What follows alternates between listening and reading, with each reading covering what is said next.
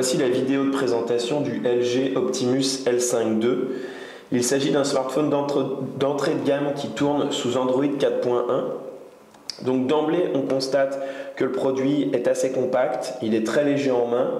L'écran est un modèle 4,1 pouces. La finition est celle d'un entrée de gamme, c'est-à-dire que les matériaux semblent plutôt robustes, mais bon, les plastiques sont parfois un petit peu grossiers, et notamment au niveau de l'écran, là il y a la bordure qui peut accrocher un peu, également au niveau du bouton, ici ça accroche un petit peu. Donc c'est pas exceptionnel, mais pour un terminal commercialisé à moins de 200 €, on ne peut pas non plus demander trop de qualité. Donc sur les tranches, on retrouve ici un bouton dédié à la fonction Quick Memo qu'on verra plus tard. Ici, les touches pour ajuster le volume. De l'autre côté, la touche d'alimentation. Comme d'habitude, le connecteur pour le chargeur se trouve en bas. La prise jack au format 3,5 se trouve derrière. Donc le produit est plutôt agréable en main. Sur le capot arrière, on voit qu'il y a une sorte d'effet un peu métallisé, bon, qui n'est pas exceptionnel. Le haut-parleur est situé en bas de la coque, donc on aura toujours un peu les mêmes problèmes que lorsque le haut-parleur est situé sur cette partie-là, c'est-à-dire que dès que le produit est tenu comme ça, l'acoustique du haut-parleur va être assez étouffée. Ici, on a un appareil photo 5 millions de pixels avec un flash. On verra les résultats tout à l'heure. Donc on allume ici. Voilà, un écran de déverrouillage. Donc on retrouve une interface assez classique avec des menus, voilà, qui déroulent comme ça. C'est plutôt fluide pour ce qui est du défilement des menus.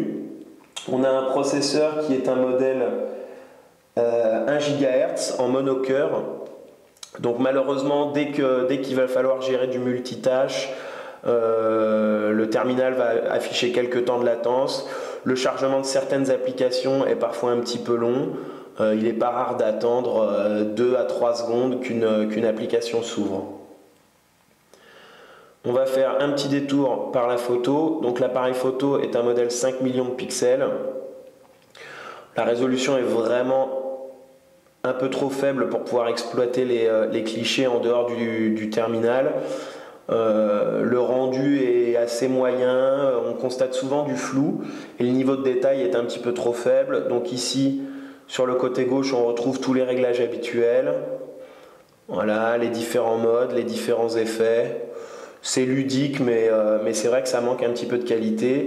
La vidéo se réalise en mode VGA, donc c'est-à-dire une qualité vraiment très très faible. Le rendu est souvent saccadé. Et c'est vrai qu'on se sert très peu au final de la fonction vidéo. On va revenir en arrière. Donc pour les applications, on retrouve tout ce qu'il y a de plus classique en termes d'interface Android, donc du Chrome, Chat+, ici le widget Gmail.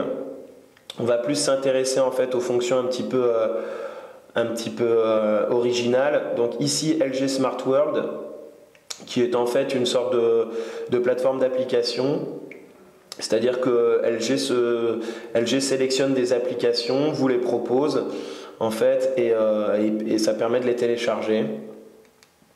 Donc c'est une sorte de Play Store un petit peu à la sauce LG, rien d'exceptionnel. Un petit peu plus intéressant, donc je parlais tout à l'heure de la touche Quick Memo qui est ici. Donc en appuyant, voilà, on active un menu qui permet en fait de prendre des mémos sur n'importe quel écran de l'appareil. Donc c'est-à-dire ici sur l'écran d'accueil, mais ça peut également être sur une photo, sur un menu ou sur une page vierge, comme on vient de le voir. Donc voilà, là je saisis. Ici, je choisis le type de stylo. Donc une plume plus ou moins fine. Ici, les couleurs. Voilà. Et là, je dessine, je peux prendre des notes. On va revenir sur l'écran. Voilà, sur l'écran, voilà, je prends des notes. Ici, en haut, j'ai une petite gomme, si jamais ça ne me plaît pas. Voilà. Ici, je peux partager mon mémo très simplement. Ah, on est revenu là-dessus. Ici, je partage très simplement mon mémo ou je le sauvegarde. Ici. Donc c'est assez ludique comme fonction. Après c'est vrai qu'au doigt on a du mal à écrire du texte. On regrette que LG ne fournisse pas ne serait-ce qu'un petit stylet pour pouvoir prendre du texte manuscrit, faire des vraies notes. Ici là avec le doigt, c'est vrai que même avec la plume la plus fine, on arrive difficilement à prendre en note un numéro de téléphone ou quelque chose d'autre. Donc voilà, je désactive ici. On a une autre fonction qui est assez originale, qui s'appelle Safety Care. Voilà. Et en fait, qui est une sorte d'application d'urgence qui permet plusieurs options. Donc on voit ici notamment un transfert des appels d'urgence. C'est-à-dire que le téléphone va envoyer votre emplacement par message en effectuant un appel d'urgence. Donc en fait, vous sélectionnez un contact ici dans votre répertoire, donc vous choisissez un ami à contacter en cas d'urgence, et votre téléphone, en fait, par simple appui sur une touche, va envoyer un message avec votre géolocalisation. Voilà, on a également ici une option qui permet d'envoyer automatiquement votre emplacement lorsque vous passez un coup de fil. Donc ça peut être pratique notamment si c'est un téléphone que vous offrez à votre enfant par exemple et que vous voulez bien vérifier qui vous appelle de la sortie des classes. Voilà. Ici, voilà, ça permet d'envoyer en fait toujours votre emplacement, mais si votre téléphone n'est pas utilisé pendant une certaine période. Donc ici, voilà, on va juste voir, on l'active. Voilà, donc période de non-utilisation, donc on ajuste. C'est-à-dire que si le téléphone n'a pas émis d'appel depuis 3 jours, 2 jours, 1 jour, 12 heures, ou on peut ajuster soi-même la fréquence par saisie manuelle, le téléphone va automatiquement envoyer votre emplacement à la personne qui aura été dédiée. Sachez qu'on peut mettre 1, 2, 3, plusieurs personnes pour envoyer ce message d'alerte en fait à un nombre maximum de contacts. Du côté de la mémoire, l'Optimus L5 II embarque 4 Go de mémoire interne ainsi qu'un port micro SD qui se trouve sous la coque arrière. Sous la coque arrière, on trouve également une batterie 1700 mAh. Donc c'est une batterie qui se révèle un petit peu faible. En effet, lorsqu'on a testé le produit de manière assez intensive, on a dû le recharger après moins d'une journée d'utilisation. Les utilisateurs les moins gourmands pourront arriver à tenir une journée, voire une journée et demie, mais certainement pas plus.